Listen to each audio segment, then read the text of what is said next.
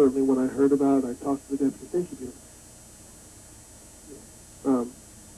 And I was like, well, this is what I'm reading. What the heck happened? Mm-hmm. And, his assessment, and, this guy's a great attorney. I think he's going to be a very good attorney. Was, here I have a guy that comes down voluntarily, or a woman, excuse me. She comes down voluntarily. There's no lockup. She comes down voluntarily. She doesn't resist law enforcement. She has no prior record. Early acknowledgement of guilt and responsibility. And we sort of triage all defendants.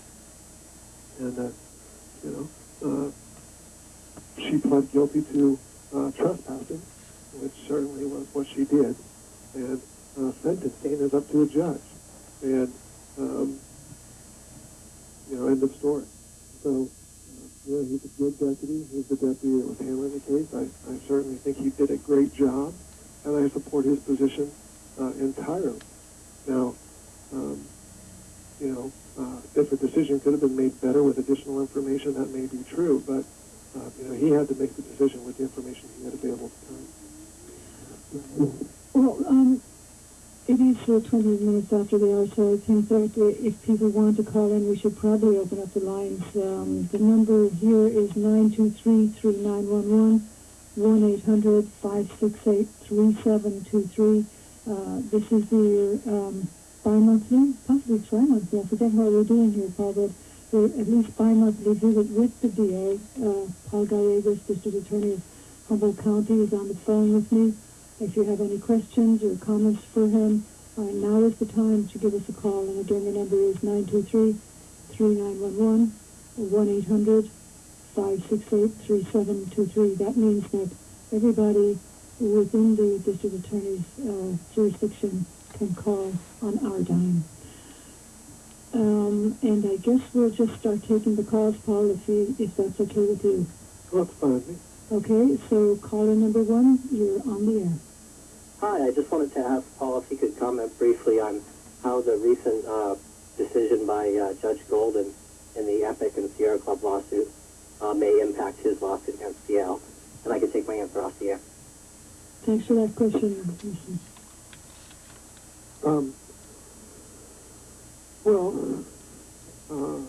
I don't know.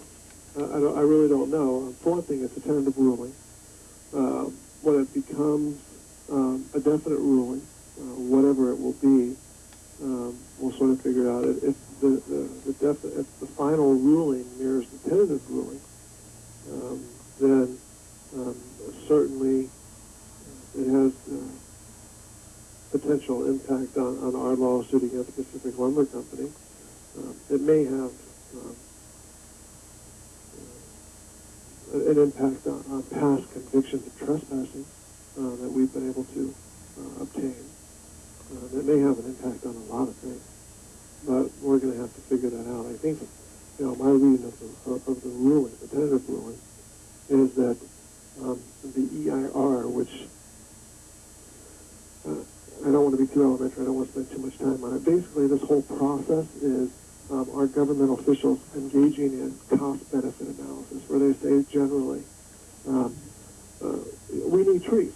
I mean, I've got wood products in my house. I've got a wood floor down here. Our homes are made out of wood. We need wood products. Wood products are a good. They're a societal good. But there is a benefit associated with logging. So what our governmental agencies and elected officials do is they try to do this cost-benefit analysis. To do that, first of all, there is an environmental impact report. From that environmental impact report, they come up with an SYP, which is the Sustained Yield Plan, and a HCP, which is a Habitat Conservation Plan. The Sustained Yield Plan is the determination of how much logging will be done, and the Habitat Conservation Plan is to mitigate the negative impacts from that logging. And I assume that everyone, or a large amount of the people out there that are trespassing know about this. A lot of people that are logging know about this, but not a lot of the people in the community. What the ruling is saying is the agencies failed to go by their own processes, So the EIR, the Environmental Impact Report, is no good. So the Sustained Yield Plan is no good. And the Habitat Conservation Plan is no good. If that's true, then theoretically, and we're ultimately going to find out, every tree that's harvested was unlawfully harvested. So what the overall impact of that will be both on our case against Pacific Lumber Company and on probably hundreds of cases that we prosecuted people for trespassing will be, I don't know yet. Let's go to the next caller. Hi, caller, you're on the air. Yeah, I was interested because the sheriff union came out in favor of the recall, and your response was that Hey, Sal, I'm sorry. Yes. I can't hear the caller. Okay. I'll translate for you. Okay, that'd be great. Okay. should I start again? Yeah. Okay. Well, you're interested in the fact that the sheriff's union went behind the recall, and that Paul had said that he has good working relationships with sheriff's deputies, and Paul, you said that you've had good working relationships with the sheriff's deputies, or at least some of them, and I wondered if you could elaborate a little more on, what his sense is for, the deputies who he has good working relationships with. okay.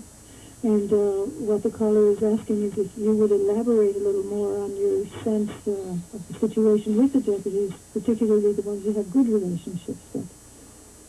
Well, I don't like to take the position of speaking for others. Certainly, I meet sheriff's deputies and other law enforcement officers regularly. I've talked to many. My wife is an attorney. She's talked to many.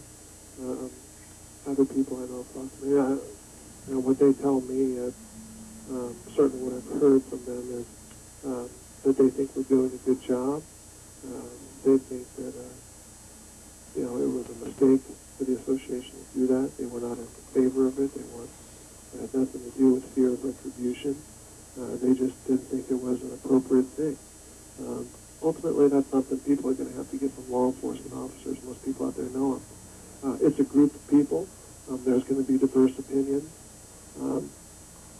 It doesn't, I don't think, based on the information I have, which I think is pretty darn reliable, it doesn't reflect a lot or the bulk of the opinion out there, but, I can't speak for them. That's something that they have to do on both sides of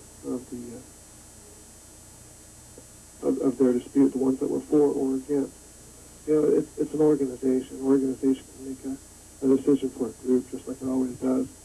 But certainly I have contact with law enforcement officers every day, and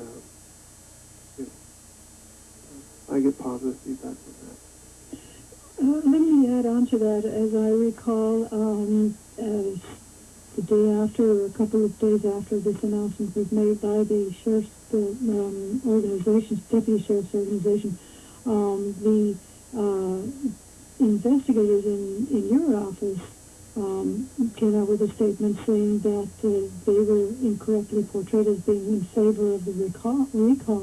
It must be pretty intense to be there and have this going on back and forth while you're trying to do your job. For me? Yeah. No, the fact of the matter is,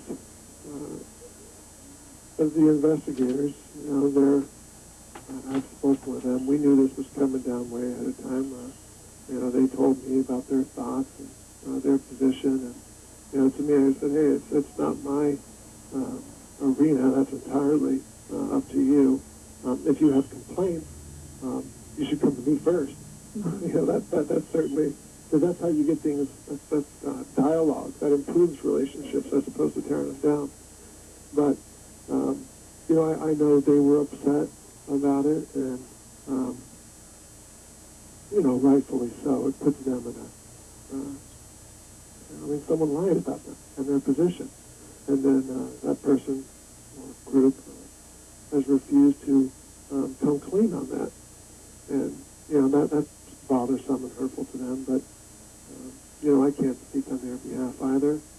What they do with that is ultimately their decision. I think that I was bothered to read in the paper how they said that the deputies, our investigators, were not being truthful, and that they were not being truthful out of fear, because, you know, if you don't have courage, you can't ever be honest. And frankly, the investigators that work for the office are top-notch. I think they're honest, they're hard-working, and they certainly are not afraid of me. They're not at will. I can't fire them like that. They're not at will. So it's a ridiculous position to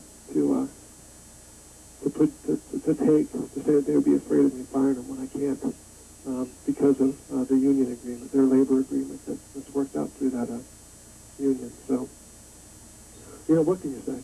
The fact of the matter is, people can talk all they want.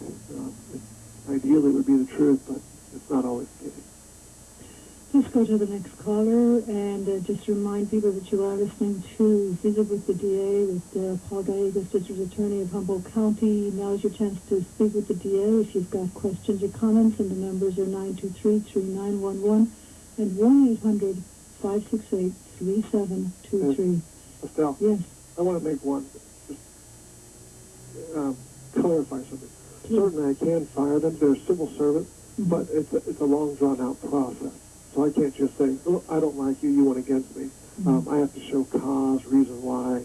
There's progressive discipline, all those things associated with civil servant status. But, you know, in abundance of, to be totally accurate, I can fire them, but it's not something that you can do easily. Okay. Let's go to the next caller. Hi, caller. You're on the air. Hello. Can you hear this caller, Paul?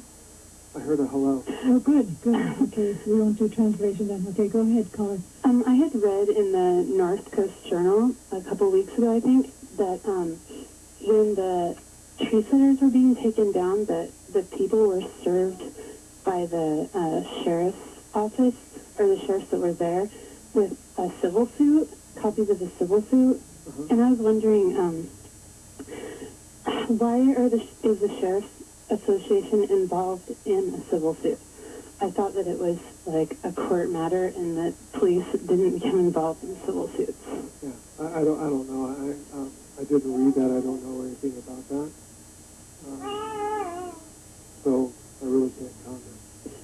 Okay, well, thank you anyway. No, I'm sorry.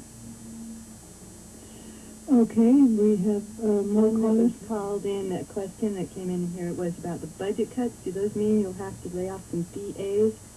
And how many, when, if so, what effect will that have on your office? That was a called-in question. Thank you. I heard the question. Yeah, we're looking at budget cuts. We, early on when we were doing our budget analysis, we were thinking that we were going to have about a quarter reduction in our budget. We're not totally sure how it's really going to pan out in the end. We have had to lose people. We had to get rid of a level 4, which is a senior attorney, just to try to keep, misdemeanor attorneys, as many as we could, in courtroom to handle misdemeanors. But we're, ultimately at that time we were thinking we were going to lose 4 attorneys. It looks like right now we may be looking at losing 1 more, but not 4. We lost a position, an investigator. We're having to early retire 2 other investigators, and basically demote, although it's not really a demotion. Another